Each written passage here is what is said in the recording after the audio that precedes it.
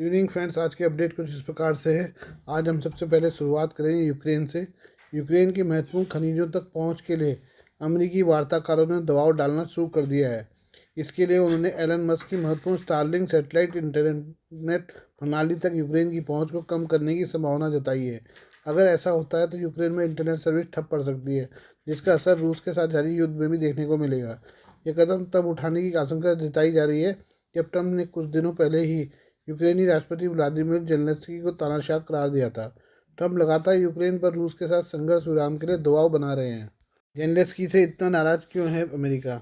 सूत्रों ने बताया कि यूक्रेन के राष्ट्रपति वोलोदिमीर जेलेंस्की द्वारा अमेरिकी ट्रेजरी सचिव स्कॉट बेसेंट के प्रारंभिक प्रस्ताव को ठुकराने के बाद स्पेस एक्स के स्वामित्व वाले स्टारलिंक तक यूक्रेन की निरंतर पहुंच को अमेरिका और यूक्रेनी अधिकारियों के बीच चर्चा में लाया गया था। स्टारलिंक युद्धग्रस्त यूक्रेन और उसकी सेना को महत्वपूर्ण इंटरनेट कनेक्टिविटी प्रदान करता है। वार्ता के बारे में जानकारी रखने वाले एक सूत्र ने बताया कि गुरुवार को अमेरिका के विशेष यूक्रेन दूत कीथ केलॉन्ग और जेलेंस्की के बीच बैठकों के दौरान यह मुद्दा फिर से उठाया गया। स्टारलिंक इंटरनेट सर्विस को बंद करने की धमकी दी। बैठक के दौरान यूक्रेन को बताया गया कि यदि वह महत्वपूर्ण खनिजों पर किसी समझौते पर नहीं पहुंचता है तो उसे इंटरनेट सर्विस बंद करने का सामना करना पड़ेगा। सूत्र ने कहा कि यूक्रेन स्टारलिंक पर चलता है, वे इसे अपना ध्रुव तारा मानते हैं। ऐसे में स्टारलिंक को खोना एक बड़ा झटका होगा। जेलेंस्की ने युद्धकालीन सहायता के लिए वाशिंगटन को चुकाने के लिए यूक्रेन से खनिज संपदा में $500 बिलियन की मांग को राष्ट्रपति डोनाल्ड ट्रंप के प्रशासन द्वारा अस्वीकार कर दिया है। उन्होंने कहा कि अमेरिका ने कोई विशेष सुरक्षा गारंटी नहीं दी है। जेलेंस्की ने अमेरिका से डील की कोशिश को तेज किया है। शुक्रवार को यूक्रेनी राष्ट्रपति ने कहा कि अमेरिका और यूक्रेनी टीमें एक समझौते पर काम कर रही थी और ट्रंप ने कहा कि उन्हें उम्मीद है कि जल्द ही एक समझौते पर हस्ताक्षर किए जाएंगे। अमेरिकी सांसद ट्रंप के यूक्रेन युद्ध को जल्दी खत्म करने के प्रयासों पर विभाजित है और कुछ ने हजारों संघीय कर्मचारियों को हटाने और संघीय एजेंसियों को बंद करने के मस्क के तेज तर्रार प्रयासों पर सवाल उठाए हैं। यूक्रेन के लिए स्टारलिंक इंटरनेट सर्विस जरूरी क्यों? अटलांटिक काउंसिल की वरिष्ठ फेलो मेलिंडा हरिंग ने कहा कि यूक्रेन के ड्रोन के संचालन के लिए स्टारलिंक आवश्यक है, जो इसकी सैन्य रणनीति का एक प्रमुख स्तंभ है। हरिंग ने कहा कि स्टारलिंक को खोना एक गेम चेंजर होगा। उन्होंने कहा कि यूक्रेन अब ड्रोन उपयोग और तोपखाने के गोले के मामले में रूस के साथ 1:1 की बराबरी पर है। यूक्रेन के पास विभिन्न ड्रोन क्षमताओं की विस्तृत श्रृंखला है, जिसमें समुद्री ड्रोन और निगरानी ड्रोन से लेकर लंबी दूरी के मानव रहित हवाई वाहन शामिल हैं। रूस ने तबाह कर दिए यूक्रेनी कम्युनिकेशन सिस्टम। मस्क ने फरवरी 2022 के आक्रमण के बाद अब रूस द्वारा नष्ट की गई संचार सेवाओं को बदलने के लिए यूक्रेन में हजारों स्टारलिंक टर्मिनल भेजे। यूक्रेन में एक नायक के रूप में प्रशंसित मस्क ने बाद में 2022 के पतन में कम से कम एक बार पहले पहुंच को कम कर दिया, क्योंकि ये युद्ध से निपटने के कीव के तरीके के बारे में अधिक आलोचनात्मक हो गए थे। पिछली शरद ऋतु में यूक्रेन ने सहयोगियों द्वारा निवेश के लिए अपने महत्वपूर्ण खनिजों को खोलने का विचार पेश किया। ये बात करें भारत के ड्रोन मार्केट की। भारत में इस महीने एरो इंडिया 2025 खत्म हुआ है। इस दौरान भारतीय कंपनियों के ड्रोन और एंटी ड्रोन टेक्नोलॉजी ने कई देशों को अपना दीवाना बना लिया है। कॉकेशियन, मध्य पूर्वी, दक्षिण पूर्वी एशियाई और अफ्रीकी देशों ने भारतीय ड्रोन टेक्नोलॉजी में अपनी गहरी दिलचस्पी दिखाई है। माना जा रहा है कि इस एयर शो ने कई देशों के लिए भारतीय डिफेंस इंडस्ट्री के दरवाजे को खोला है। भारत सरकार, जिसकी योजना $5 अरब के हथियारों के निर्यात का लक्ष्य है, उस दिशा में एक बड़ी छलांग लगाई गई है। रिपोर्ट के मुताबिक नाटो बाजार में प्रवेश करने के लिए भारतीय कंपनियों ने अमेरिका में एक मैन्युफैक्चरिंग यूनिट स्थापित कर रही है। एयर शो के दौरान एक और दिलचस्प बात यह देखी गई कि इसमें फाइटर जेट्स की तुलना में मानव रहित ड्रोन्स का ज़्यादा प्रदर्शन किया गया है।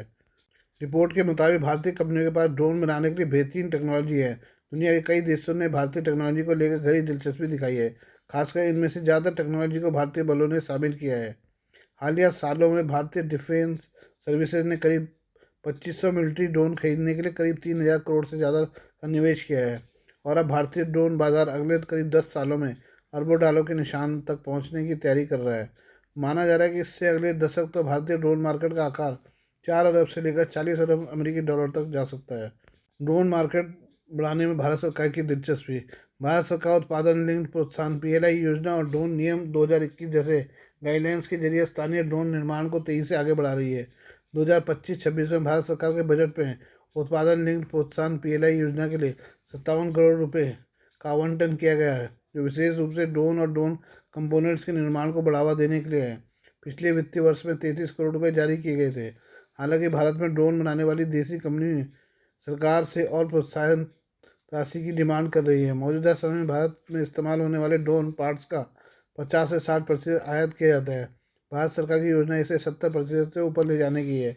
भारत में इस वक्त करीब 300 ड्रोन मैन्युफैक्चरर हैं जो कृषि सेक्टर से लेकर डिफेंस सेक्टर तक के लिए ड्रोन का निर्माण कर रहे हैं। भारत ने 2030 तक एक प्रमुख ग्लोबल ड्रोन लीडर बनने का महत्वाकांक्षी लक्ष्य रखा है। इस महत्वाकांक्षा से देश के सकल घरेलू उत्पाद जीडीपी में करीब 1 से 1.5% तक इजाफा होने की उम्मीद है। वहीं 5 लाख नई नौकरियों के जनरेट होने की उम्मीद है। एंटी ड्रोन टेक्नोलॉजी में एक कदम बढ़ा रहा भारत। जेन टेक्नोलॉजी जैसी भारत की कंपनियों ने विदेशों में अपना विस्तार किया है। आर्मीनिया ने अपने फोर्स के लिए जेन एंटी ड्रोन सिस्टम को चुना है। इसके अलावा भारतीय वायुसेना ने भी 2021 में इस एंटी ड्रोन सिस्टम को खरीदा और भारतीय सेना ने 2.27 अरब रुपये मूल्य के CUAS की 20 इकाइयों का ऑर्डर दिया है। अब ये कंपनी नाटो देशों की जरूरतों को पूरा करने के लिए अमेरिका में एक मैन्युफैक्चरिंग यूनिट बना रही है। जेन टेक्नोलॉजी के अध्यक्ष और प्रबंध निदेशक अशोक अटुलरी ने यूरेशियन टाइम्स की रिपोर्ट में कहा है कि अभी हमारे पास कोई ऑर्डर नहीं है और हम अमेरिकी सरकार के साथ इस पर विचार कर रहे हैं। हमारा ध्यान समाधानों पर ज़्यादा है। इसके अलावा अफ्रीका, मध्य पूर्व और दक्षिण पूर्व एशिया के देशों ने भी जेन टेक्नोलॉजीज के एंटी ड्रोन सिस्टम भारी दिलचस्पी दिखाई है। सूत्रों से पता चला है कि इराक के साथ कॉन्ट्रैक्ट पर हस्ताक्षर होने वाले हैं। बात करते हैं चीन के चौथे एयरक्राफ्ट कैरियर की। चीन के चौथे एयरक्राफ्ट कैरियर की पहली झलक देखने को मिली है। इसे टाइप 004 के नाम से जाना जाता है। इसका निर्माण चीन के लियोनिंग प्रांत के डालियान शिपयार्ड में किया जा रहा है। अभी तक इसका एक मॉड्यूल तैयार हुआ है जिसे एयरक्राफ्ट कैरियर के बीचों बीच के हिस्से में लगाया जाएगा। सेवा में शामिल होने के बाद यह चीन का चौथा एयरक्राफ्ट कैरियर होगा। इससे पहले चीन ने फुजियान एयरक्राफ्ट कैरियर को लॉन्च किया था, जो अमेरिका के फोर्ड क्लास एयरक्राफ्ट कैरियर की तरह शक्तिशाली है। गूगल अर्थ की सैटेलाइट तस्वीर में दिखाई दे रहा है हिस्सा टाइप 004 के फ्लाइट डेक का हिस्सा है। ये तस्वीर मई 2024 की है, लेकिन हाल ही में प्रकाशित हुई है।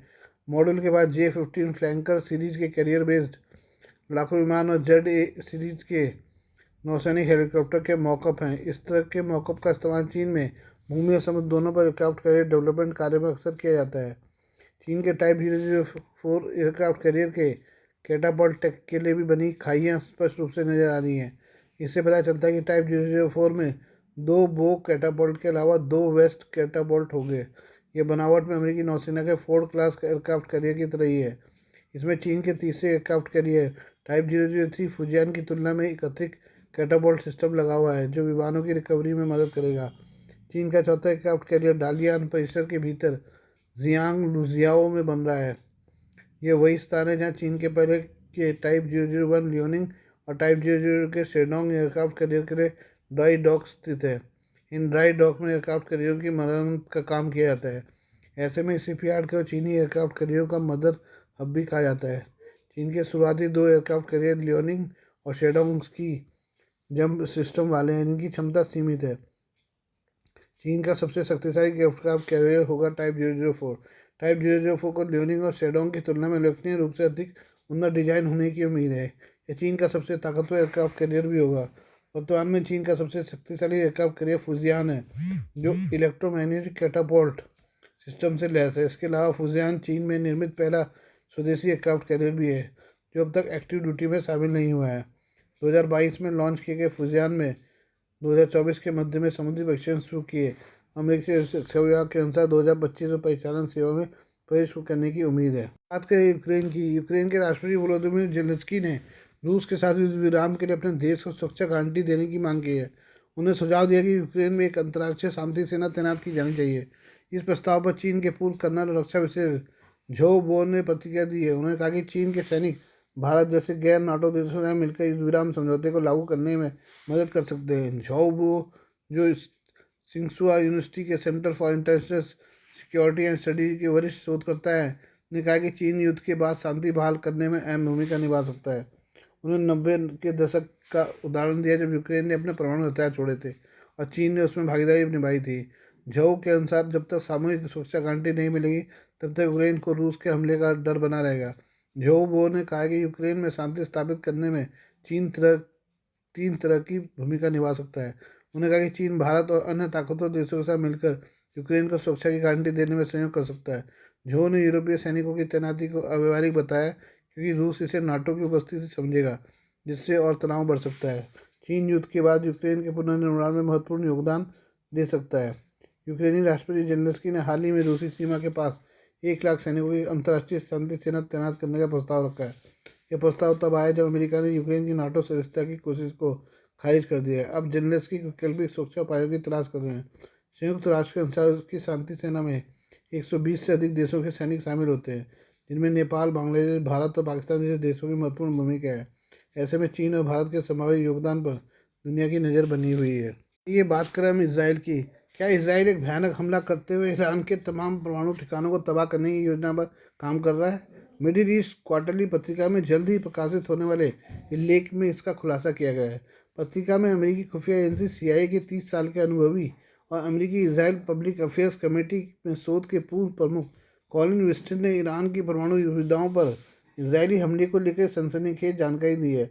इस लेख में दावा किया गया है कि इसराइल एक ऐसी तैयारी पर काम कर रहा है जिसका मकसद ईरानी परमाणु ठिकानों को नष्ट करना है। इस लेख में विंस्टन ने लिखा है कि हिजबुल्ला और हमास अब इसराइल के लिए कोई खतरा नहीं है और ईरान ने जो प्रतिरोध की धुरी बना रखी थी वो ध्वस्त हो चुका है।